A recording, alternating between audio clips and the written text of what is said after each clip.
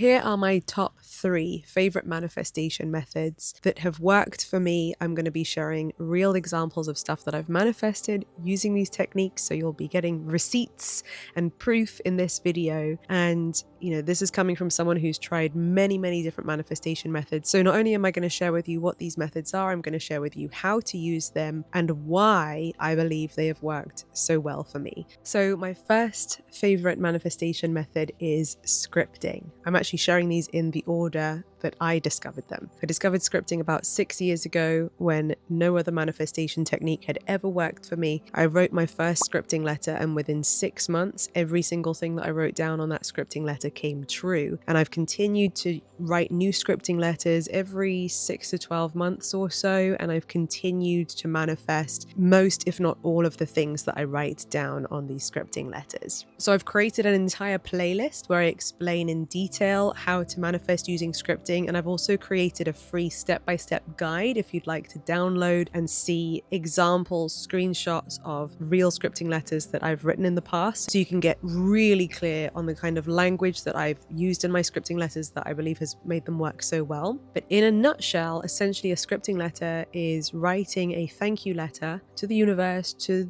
your God, creator, whoever you feel a connection to, about your goals that you want to manifest, but writing the letter as if these goals have already happened. And once you've written the letter, then you also read the letter that you've written every day for 30 days. First thing when you wake up and last thing before you go to sleep. So the reason why this technique works so well, number one, you are transporting yourself to the reality where it's already done. So this aligns very well with Neville Goddard's teachings of living in the wish fulfilled. Number two reason why this works so well is the power of repetition and consistency. So the fact that every day you go and read this letter and you allow the letter to help you to feel like these things that you want have already happened is another reason why this works so well, because you're basically imprinting it on your subconscious mind through repetition and feeding your mind that this is what we're focused on, this is what's real for us, over and over again. The third reason why this technique works so well is the times of day in which you read your letter. So I recommend that you read your letter first thing as you wake up while you're still a bit groggy in the morning, and also last thing before you turn off the light and go to bed, because those are the 2 times of day when your subconscious mind is most open and susceptible to programming. So you're not just reading it any time of day, you're reading it when your subconscious mind is ready to absorb that reality into its consciousness, so that it can then work for you in the background to help lead you to that outcome. So I just love scripting. It's so good. And thousands of people in my community have used it as well and got incredible results. So I find it very rewarding to talk about. So number 2, the second technique that has worked so well for me, and it's actually blown me away, the results that you, my community, have been getting. The comments are insanely amazing. It is Neville Goddard's falling asleep in the wish fulfilled technique. So this involves, and it's, playing on the same science-backed concept that you're working with your subconscious, you're leveraging that window that opens up as you drift off to sleep to guide your subconscious mind into experiencing the reality that you want, even before it's in your physical reality. So basically, Neville Goddard's technique is that as you are drifting off to sleep, you've turned out the lights now, your head's on the pillow, and as you're getting more and more sleepy, drifting off to sleep, you imagine that you are actually in your desired reality. And you can either imagine this through visualizing a short scene and looping that over and over again, or imagining that the bed that you can feel beneath your body is actually a bed in the reality that you want to manifest. So you can use either of those techniques. Either way, you are falling asleep, feeling as if you are the version of you who already has what it is that you desire. That is the core, most important thing to understand about that technique and to take away and practice.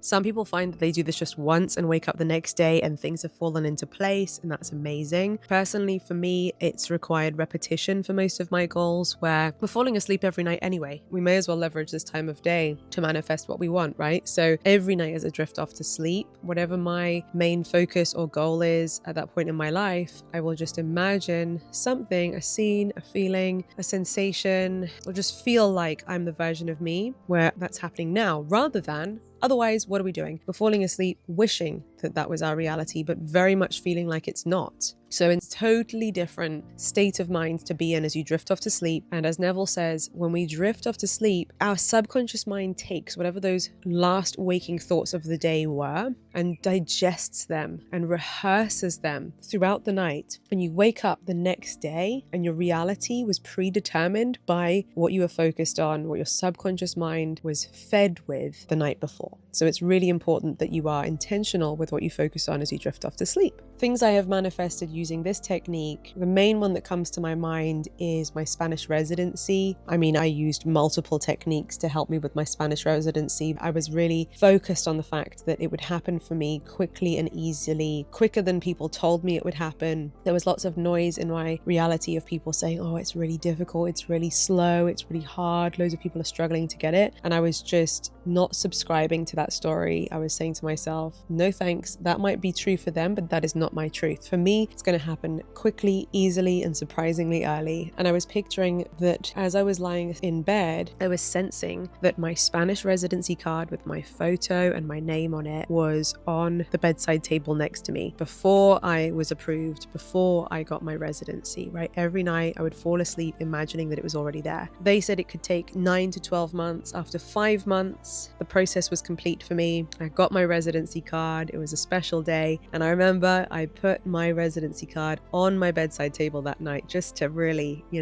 confirm to myself that you were visualizing this and now it's there. I have manifested some other things with this technique before. There's one current big thing which I will share once it's fully come to fruition. I'll have to do an updated video in the future when I can fully share everything about my recent manifestation, but let's just say this technique is amazing and you got nothing to lose by trying it, right? You're going to sleep every night anyway. You understand the science now of how important it is to focus on what you want rather than what you don't want as you're drifting off to sleep, to feel like you are the version of you who already has it rather than feeling like the version of you who doesn't have it. You may as well do it. There's nothing to lose, everything to gain. And like I said, the comments are wild. I will share just some of the results on the screen now.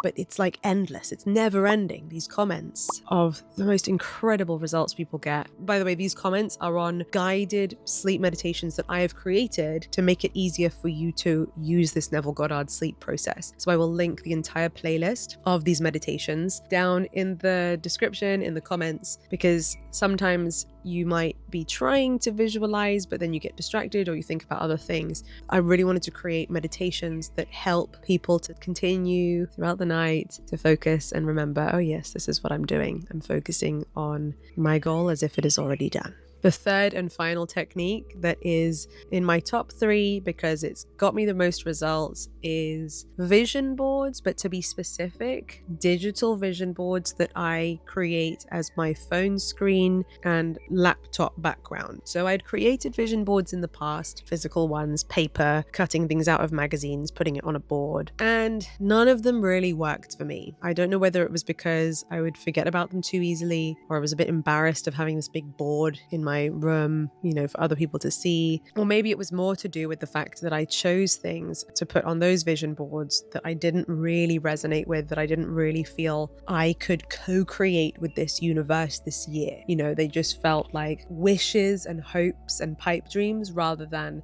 goals that excited me, that felt like I can do this. Right? And I think that is really important when choosing what goals to put on your vision board. It's about how you feel, your beliefs about it that make a big difference. Otherwise, it's just going to be a bunch of photos. Like we see hundreds of images a day, thousands of images a day when you're scrolling online. Like the difference with a vision board should be that when you look at it, it feels like a physical representation of where you are going, of moments in your life that you are going to create, of images that you're going to recreate yourself one day. Then it feels very intrinsic you rather than just like somebody else's life on a board. The reason why I emphasize that digital vision boards have worked so well for me is because I think since I transitioned to making my vision boards digital and putting them on my phone lock screen in particular and my laptop background, is that my subconscious mind was seeing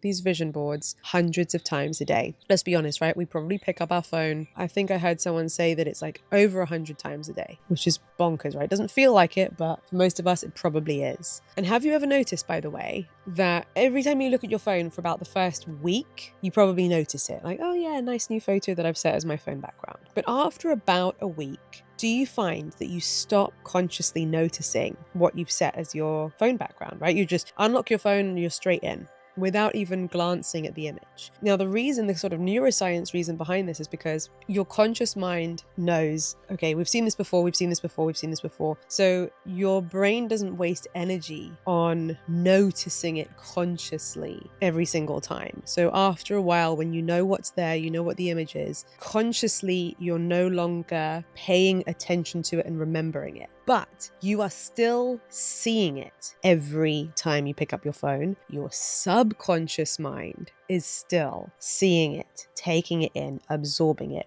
every time you pick up your phone, even if your conscious mind has got a bit bored of it and is not even really consciously noticing it anymore. This I find really exciting because this feels totally passive. It feels like you don't even have to try, and you can just know that because it's there on your phone as the background, your subconscious mind is absorbing it, and that is so cool. So the first year that I created a vision board that I put as my phone background, I manifested things off that vision board in record time. Like, I think over 60 or 70% of it manifested before we even reached the midway point of the year. It was nuts. The other thing that's important about vision boards is that when I put the images on the vision board, I didn't pressure myself as to when these things would manifest. I knew they would happen in the fairly near future, but I never put stress on when they would happen. And so I think that actually, again, is what led to the vision board doing so well, because there was no resistance. But it also meant that some things manifested the following year, not just in the year that I created the vision board. And that was great too.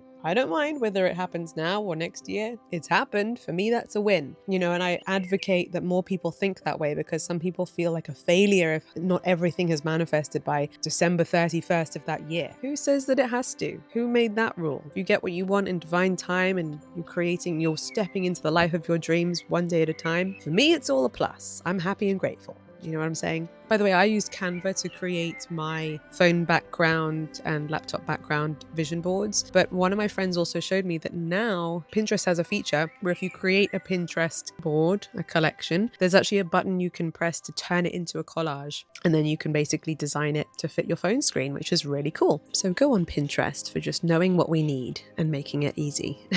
So yeah, things that I manifested from my digital vision board. Again, my Spanish residency was on there, my dream car, mastering Claire de Lune on the piano to play as my best friend walked down the aisle, 200,000 subscribers on YouTube, hitting a certain ad revenue goal. Oh, and just so many experiences, like moments that I wanted to experience living in Spain. I had images on my vision board of these just dreamy moments of our life in Spain. And then one day I just stepped into that moment and thought, oh, let me take a picture of it. Or there was one where actually we drove really early to this beach and recreated the image on the vision board. I'll put it here on the screen so you can see it. So those are my top 3 favorite manifestation techniques based on the results that I've got and that my community here on YouTube have got using these methods. I hope that gives you some clarity, some motivation if you're feeling a bit overwhelmed about where to look and what to try. I feel like these manifestation methods are backed in neuroscience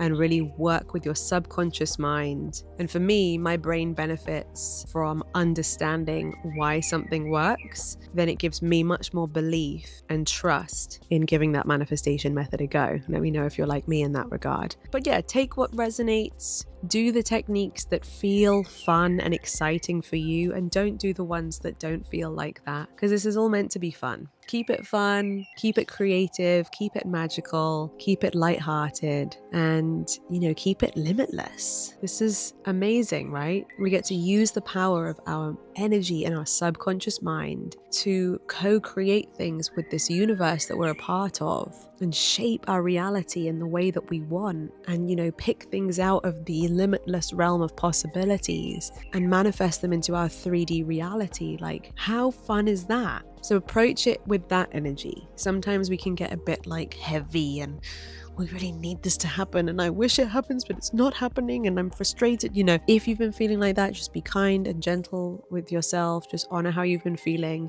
and shake your energy up a bit. Shift your energy and approach it with new, fresh vitality and get creative again, get manifesting again, and get playful again. So if you enjoyed this video, make sure to give it a big thumbs up. If you haven't done so already, make sure to hit the subscribe button and ring my bell so that you never miss another video. Until next time, bye!